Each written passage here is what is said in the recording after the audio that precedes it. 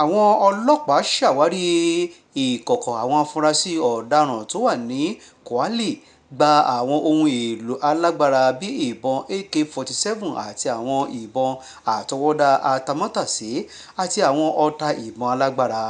Látàrí iṣẹ́ takuntakun táwọn ọlọ́pàá ló ṣe àwárí ìkọ̀kọ̀ àwọn afurasí ọ̀daràn ajínigbé ní agbègbè Kwale. Kọmíṣánná àwọn ọlọ́pàá ẹkùn tìpínlẹ̀ náà, Abaniwanda Olúfẹ́mi, pẹ̀lú iṣẹ́ takuntakun wọn ni wọ́n dojú kọ àwọn ọ̀daràn afurasí ọ̀hún pẹ̀lú dojú ìjà kọ àwọn adigunjalè náà tí ìbọn sì ń ró ní kòlà-kòlà tí ọwọ́ fi ba àwọn afurasí ọ̀daràn náà.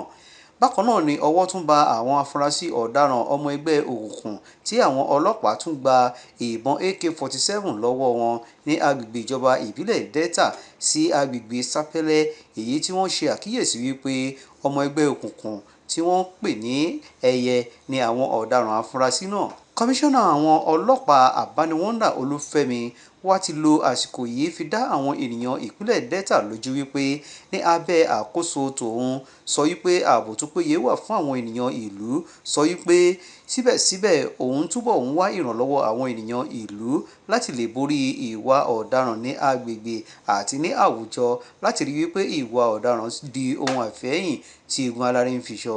Kò jẹ́ bó ṣe jẹ́ nínú ìròyìn agbègbè tòní tí ń ṣe ọjọ́ Ajé. Ẹ pàdé wa lọ́la òde òní. Ó dàárọ̀.